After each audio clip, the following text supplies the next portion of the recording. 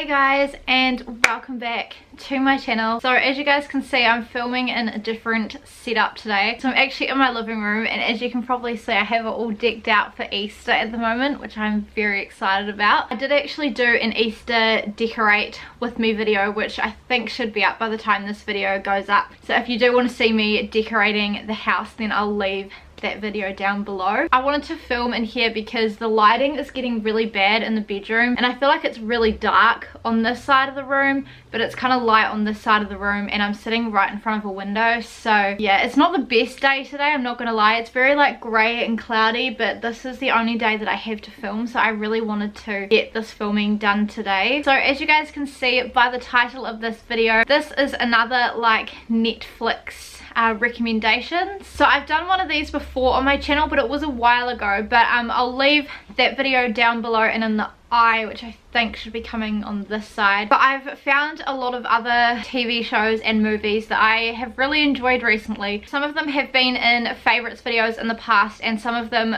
are going to be in future favorites videos coming up. But I thought I would give you guys 5 movie recommendations and 5 TV show recommendations. I'm sure most of us have Netflix at this point, and I don't know if anyone is still in lockdown that is watching this, but maybe it will help you with something to watch. There are a mix of like common movies and TV shows in here, and maybe ones that are slightly less heard of. So I did want to incorporate a couple of well-known ones, just because a lot of the ones that are like talked about a lot are the ones that are really good. So without further ado, let's jump straight into this video. So I might start off with TV shows, because I feel like people tend to watch more TV shows than movies nowadays. Well, at least I know that's definitely the way with me, because I find a lot of the time I'm either too busy or my focus isn't there to just sit and watch like a whole hour-long, 2-hour-long movie. The first TV show that I wrote down is actually one of my most recent watches, and that is Trinkets. Now, I'd heard a lot about this, but I wasn't sure if it was for me, but I thought I'd give it a go, and I really enjoyed it, guys. It's kind of like this group of 3 girls who attend a like shoplifters anonymous meeting, because all of them shoplift, whether that is to cope with some underlying issue or because they just do it for the thrill. They all meet in this shoplifters anonymous group and become friends, and there's a lot that kind of comes out about these 3. They all go to the same school, and it's just a really interesting show. It touches on a few deeper issues as well, so maybe just watch like the first couple of episodes and see how you go. I really enjoyed it, and it was one that really surprised me because I enjoyed it a lot more than I thought I would. I'll leave the trailers down below as well, so if you guys do want to go and see what any of these are about, then you can go and check out the trailers. I think there's only 1 season of it as well, which is great because it's a pretty easy watch. I think they are doing a 2nd season though. The next TV show that I wrote down is New Girl. Now this is one of my more recent kind of watches. I haven't finished the seasons. I think I'm only on season 1, but so far I'm really enjoying it. It follows the story of this girl who's played by Zoe Deschanel, and she breaks up with her boyfriend and needs somewhere to live, so she ends up moving in with these 3 guys who she meets on the internet. It just kind of like tells their story of like how they all become friends, and how she like teaches them things about girls and they teach her things about guys, and just kind of shows that guys and girls aren't really that different after all. Like, we still struggle emotionally with things and physically with things, and it's just a really light-hearted watch. It is a little bit cheesy at times, so that is the one thing that I was a bit on at first when I first started watching it, but it is a little bit cheesy, but as long as you can get past the cheese, it is a really good show. So there's 7 seasons of New Girl. It's quite a long series to watch, but so far I'm really enjoying it. So the next TV show that I wanted to talk about is probably the most well-known TV show on this list, and that is Shameless. So I feel like most people have watched Shameless, but if you haven't, basically it follows this family who grows up in the, I don't want to say poor, but one of the less wealthier parts of town, and it kind of just goes through their struggles. So it says on Google that there are 11 seasons of Shameless, and each season it kind of follows like a different family member and their struggles that they go through, which I think is a really cool idea. They do talk on heavy topics such as like death, and pregnancy and like mental illness, so just keep that in mind if you are sensitive to any of these topics. Also, sorry, I feel like the lighting just keeps getting worse and worse. I literally don't know what else to do. Like, I've got you guys by a window. I think that's why a lot of people enjoy Shameless, is because it isn't all about like the glitz and the glam. Like, they kind of just cover like real kind of topics, and I think with the aspect of poverty as well, it's just really interesting to watch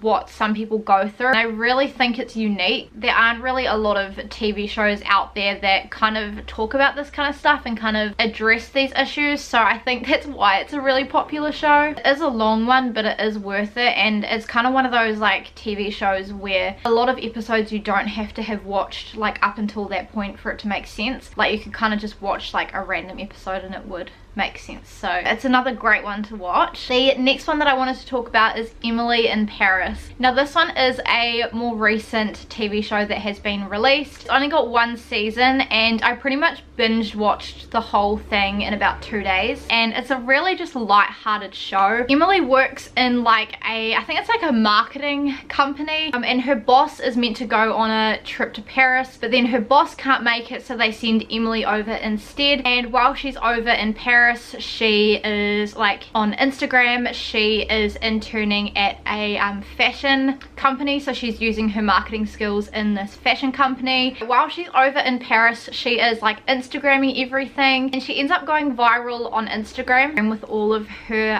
Paris posts, and it just kind of follows her like exploring this new city. And yeah, it's just a really cool kind of like travel-y kind of program. It's really cool to see like the people she meets along the way, and just her learning in her job, and keeping her relationship with her boyfriend back home. It's just a really nice kind of TV show. It reminds me a lot of the Carrie Diaries and of Sex and the City, and the fashion in it is incredible. Like, I've taken so much inspo from the outfits that she wears. It is a little bit of a girly show, but in saying that, my fiance Phil sat down and watched it with me, and he really enjoyed it too. So yeah, if you do really enjoy like the Carrie Diaries and Sex and the City, then I guarantee you will like this. It was just really nice to kind of like see her thriving and like putting in her different opinions at her job. The last TV show that I wanted to talk about is Zoo. Now, again, I feel like this TV show is so different to anything that is currently out there on Netflix. It's kind of like this virus that animals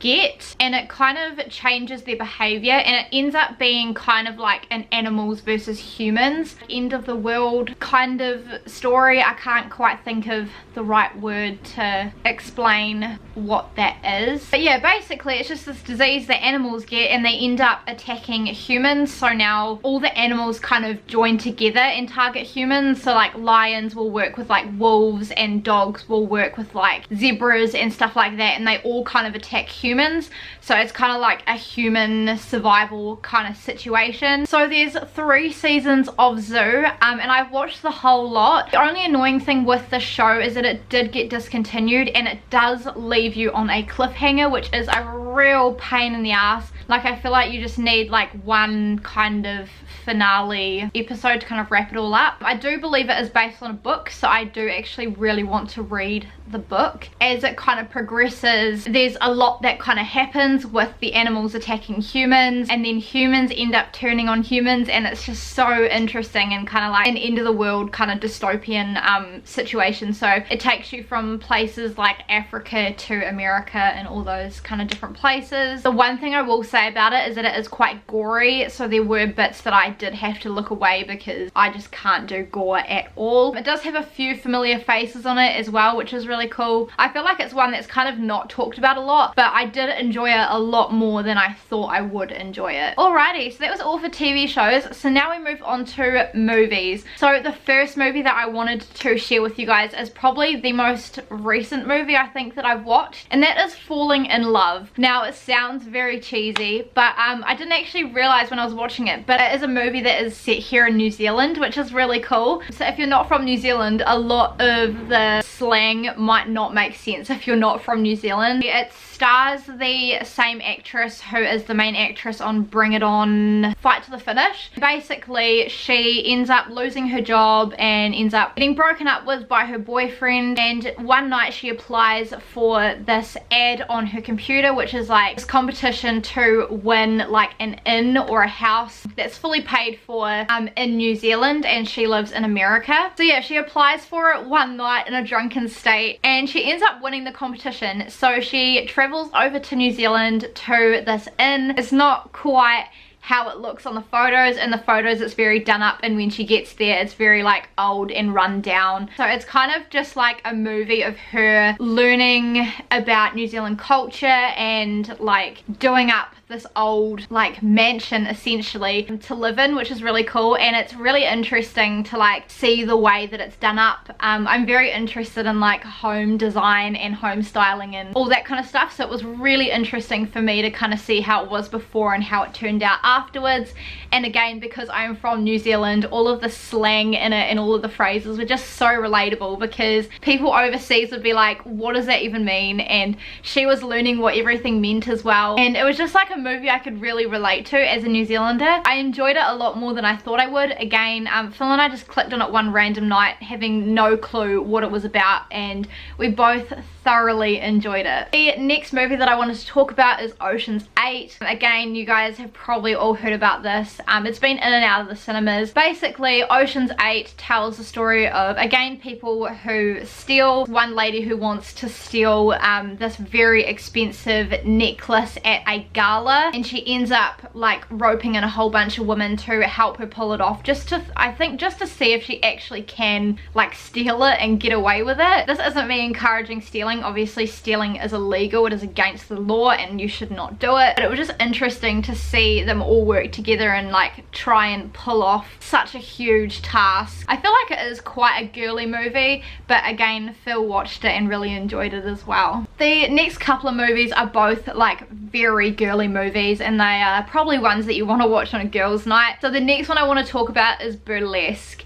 Now this one is a really old movie, but it had taken me a really long time to actually watch this movie. But when I did, I really enjoyed it. I have since watched it again with Phil. It stars Christina Aguilera and Cher, and Christina Aguilera plays this little small town girl who has big dreams of becoming a like pop star and a dancer. So she ends up just one day just packing up everything and moving to, I think it's LA, and she ends up getting a job at a nightclub where they have this little like group of girls that perform every night, and it's kind of cool to see her go from not really having everything to becoming like the main attraction at this bar and club situation. And then there's like drama with the club that she ends up fixing, and yeah, it's just like a very girly cool movie, and you get to hear her sing a lot, so it is more of like a musical kind of situation, which I didn't really realize going into it. I did really like it, and I love her voice. Like she's another one of those singers like Ariana Grande that just have a really intense range of notes that they can hit, and it's astounding how low and how high they can go, and how controlled she is as well with her voice. The next movie I wanted to talk about is Bridesmaids. So yeah, another very classic chick flick movie. Basically, there's this one friend that is getting married, and she's got like a childhood best friend and then like a best friend that she's met recently, and the childhood best friend and this new best friend are like polar opposites. So one of them is quite rich, the other one like just lost her job and split up with her boyfriend, doesn't really have anything kind of serious, and this other friend who is really rich has like a stable relationship. It's just them trying to like come together with this other girl's friends and just like plan the best wedding that they can for their friend in common. So it's a little bit catty at times, they're kind of at each other, but then they end up like coming together at the end, and you find out a lot about both of their lives, and they're kind of like both not what they look like. And then obviously you get like the whole like wedding planning process in there as well, which is really good because if you guys don't know, I am currently planning my wedding too. So yeah, it's just a really like light-hearted, funny kind of chick flicky movie. And then the last movie that I wanted to talk about is called Jungle. Now this one stars Daniel Radcliffe, the guy that plays Harry Potter. I can't remember where they are to start off with, but they're kind of like researchers and explorers, and I think there's 4 of them, 4 or 5 of these guys, and they end up getting this like guided tour through this jungle, and they end up getting lost and they end up getting split up, and Daniel Radcliffe and this other guy that he's going off with end up getting split up as well. So I think they kind of lost track of the path that they were meant to be on, and then like they were going in different directions to try and find help. Then yeah, Daniel Radcliffe gets split up from the rest of them, and it kind of just follows his journey through this jungle. So it's a very like man versus wild kind of situation. It kind of just goes through like the struggles that he faces being on his own, lost in the jungle. It kind of deals with like exhaustion and how your brain kind of works when you're really tired and when you're hungry, and I think just kind of the limits that you can kind of push yourself to if you were ever in one of those situations. I will let you guys know as well, it is based on a true story, so we didn't know that until we got to the end and it came up with the whole like based on a true story, and we were like, okay. I mean it ended really well, but like there was a lot of like unfinished bits in it. It's very different from like anything that I watched. From memory, it is quite a long movie though, and it takes a while to get into it, but once it gets into it, it gets really good. And who doesn't love Daniel Radcliffe? Like, he's such a good actor. So there we go guys, those are all of the TV shows and movies that I wanted to share with you guys. Sorry this video was probably a little bit all over the place. I've had to like keep stopping and starting the camera, and I've had to keep getting up and down just because of all the construction that is going on next door. I really hope you guys enjoyed this little Netflix recommendations. Hopefully the lighting's alright, and if you did, please give it a big thumbs up and subscribe to my channel if you have not already. Please make sure to turn on the notifications and check out my social media. It's always linked down below in the description box. And if you guys have watched any of these TV shows or movies, let me know your thoughts down below because I'd be really interested to know. Like I said, I have previously done one of these on my channel as well, so that'll be down below if you do want to go and check those out for some more recommendations. Leave some recommendations as well of stuff that you guys have watched recently on Netflix that you guys enjoyed, because when I do have time, I do like to sit down and watch something. But yeah, I think that's everything, and I will see you guys in my next video. Bye. Oh, I also need to reply to Phil because I forgot to reply to Phil. They literally never do construction until I want to film. Oh my gosh. This is what people don't tell you about apartments, is that if they are smack bang in the city centre, like yeah, they're great because you can walk to everything, but they're so damn noisy. Okay, hopefully once those people have finished putting their recycling in the bin very loudly,